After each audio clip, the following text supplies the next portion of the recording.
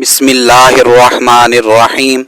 عن ابی سعید الخدری رضی اللہ تعالی عنہ عن رسول اللہ صلی اللہ علیہ وسلم قال من رأى منکم منکرا فلیغیرہ بیدہ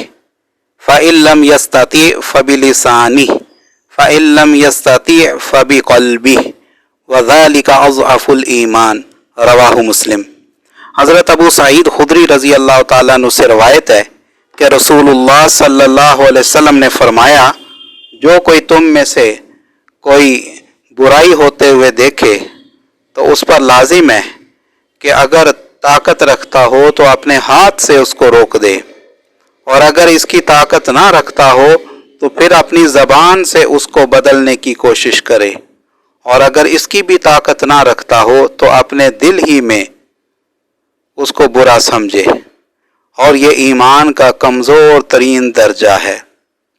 اس حدیث مبارکہ میں نبی علیہ السلام نے برائی کے بارے میں، اس کو مٹانے کے بارے میں امت کو یہ تعلیم ارشاد فرمائی کہ اگر تو پہلا درجہ حاصل ہو، یعنی طاقت اور اقتدار حاصل ہو، اختیارات حاصل ہوں، اور برائی کو اپنے ہاتھ سے روک سکتا ہو تو پھر اسے چاہیے کہ برائی کو اپنے ہاتھ سے روکے اور برائی کو روکنے کے لیے طاقت کا استعمال کرے۔ لیکن اگر کسی کے پاس طاقت اور اقتدار اور اختیارات نہیں ہیں تو پھر دوسرا درجہ یہ ہے کہ زبان سے اس برائی سے منع کرے اور پند و نصیحت اور افہام و تفہیم سے کام لیتے ہوئے اصلاح کی کوشش کرے۔ اور اگر کسی شخص کے پاس یہ دونوں درجات نہیں ہیں تو آخری درجہ یہ ہے کہ کم از کم اس کو دل کے اندر برا سمجھے، اور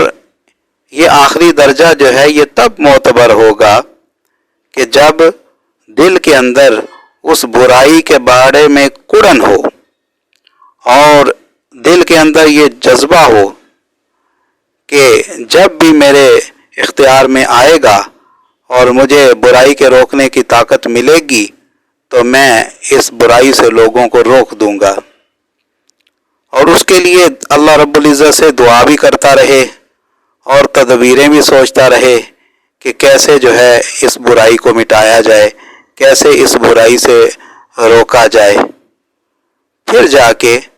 یہ ایمان کا جو اضعف الایمان ہے، یعنی کمزور ترین درجہ ہے، یہ حاصل ہوگا۔ اگر کوئی شخص محض اس کو برا سمجھتا ہے لیکن یہ جذبہ اس کے دل کے اندر نہیں ہے کہ جب بھی مجھے اختیار ملے گا تو میں اس برائی کو ختم کروں گا، اور نہ ہی اس کے لیے دعا کرتا ہے، نہ ہی اس کے بارے میں کڑتا ہے، اور نہ ہی اس کو روکنے کی تدبیر سوچتا ہے، تو پھر وہ اس آخری درجے میں داخل نہیں ہوگا۔ تو اللہ رب العزت سے دعا ہے کہ ہمیں امر بالمعروف اور نہی عن المنکر کرنے کی توفیق نصیب فرمائیں۔ اللہم آمین بحرمت النبی الکریم علیہ وعلی آلہ الصلاۃ والتسلیم وبرحمتک یا ارحم الراحمین۔